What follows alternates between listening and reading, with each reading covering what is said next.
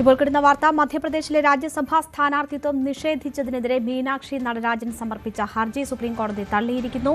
ഫലം പ്രഖ്യാപിച്ചതിനാൽ ഇപ്പോൾ ഇടപെടാനാകില്ല എന്നതാണ് കോടതി പറയുന്നത്. വാർത്തയുടെ വിശദാംശങ്ങളുമായി TG സജിത്ത് ചേരുന്നു. സജിത്ത്, കോൺഗ്രസിന് വലിയ തിരിച്ചടിയാണ് സുപ്രീം കോടതിയിൽ നിന്ന് ഏറ്റിരിക്കുന്നത്. കോടതിയെ എല്ലാം ബോധിപ്പിക്കാൻ കഴിയുമെന്നതായിരുന്നു അവരുടെ ആത്മവിശ്വാസം. പക്ഷേ അത് പരിഗണിക്കാതെ തന്നെ കോടതി തള്ളുന്നൊരു സാഹചര്യം ഉണ്ടാകുന്നു. രേണു, തീർച്ചയായിട്ടും കോടതിയിൽ നിന്നും പ്രതീക്ഷിച്ച ഒരു വലിയ തിരിച്ചടി തന്നെയാണ്. കാരണം ഇത് വിധി പ്രഖ്യാപനത്തിന് മുമ്പ് കോടതിയിൽ ഈ ഹർജി എടുപ്പിക്കുകയായിരുന്നു കോൺഗ്രസിൻ്റെ നീക്കം. പക്ഷേ അത് ഫലം കണ്ടില്ല. ഒടുവിൽ ഇന്നലെ തെരഞ്ഞെടുപ്പ് കമ്മീഷൻ മധ്യപ്രദേശിലെ 3 സീറ്റുകളുടെയും ഫലം പ്രഖ്യാപിച്ചു. 3 പേരെയും 3 BJP സ്ഥാനാർത്ഥികളെയും വിജയികളായി പ്രഖ്യാപിച്ചു. ഇതിന് പിന്നാലെയാണ് ഇപ്പോൾ കോടതി ഇന്ന് ഹർജി പരിഗണിച്ചത്. ഈ ഹർജിയാണ് ഇപ്പോൾ തള്ളുന്നത്. കോടതി എടുത്ത നിലപാട് ഇങ്ങനെയാണ്: വിധി പ്രഖ്യാപനം വന്നതിനാൽ ഇപ്പോൾ ഇടപെടാനാവില്ല എന്നതാണ് സുപ്രീം കോടതി എടുത്തിരിക്കുന്ന നിലപാട്.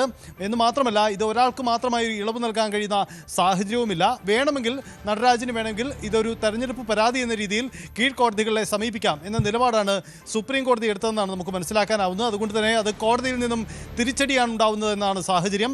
മീനാക്ഷി നടരാജനെതിരായ പരാതി നമുക്കറിയാം. അവരുടെ ഹർജി തള്ളാൻ ഇടയായ സാഹചര്യം അറിയാം. അവർക്കെതിരായ ഒരു കേസ് മറച്ചുവെച്ചു, നോമിനേഷനിൽ അത് സമർപ്പിച്ചില്ല തുടങ്ങിയായിരുന്നു ആക്ഷേപങ്ങൾ.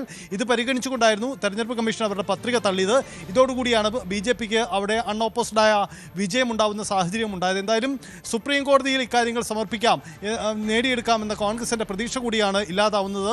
ഇതോടുകൂടി കോൺഗ്രസിന് കോടതിയിൽ നിന്നും തിരിച്ചടി ഉണ്ടാവുന്നു. ഇനി രാഷ്ട്രീയമായ മറ്റ് സാധ്യതകളാണ് കോൺഗ്രസിന് മുന്നിലുള്ള വഴി. ഇതിൽ തെരഞ്ഞെടുപ്പ് കമ്മീഷൻ രാഷ്ട്രീയം കളിച്ചു എന്ന് ആരോപിച്ചുകൊണ്ട് വലിയ നീക്കങ്ങൾ അവർ നടത്തിയേക്കാം.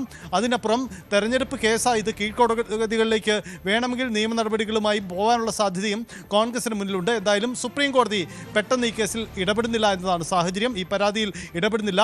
മീനാക്ഷി നടരാജനും കോൺഗ്രസിനും വലിയ തിരിച്ചടിയാണ് ഉണ്ടാവുന്നത്. ശരി, TG സജിത്താണ് വിവരങ്ങൾ നൽകിയത്. ഇന്നലെ അടിയന്തരമായി ഹർജി പരിഗണിക്കണമെന്ന ആവശ്യം കോടതി മാറ്റിവെച്ചിരുന്നു. അതായിരുന്നു ആദ്യ തിരിച്ചടി. ഇപ്പോൾ ഫലം പ്രഖ്യാപിച്ച സാഹചര്യത്തിൽ ഇടപെടാനില്ല എന്ന് കാട്ടിയാണ് ഹർജി സുപ്രീം കോടതി തള്ളിയിരിക്കുന്നത്.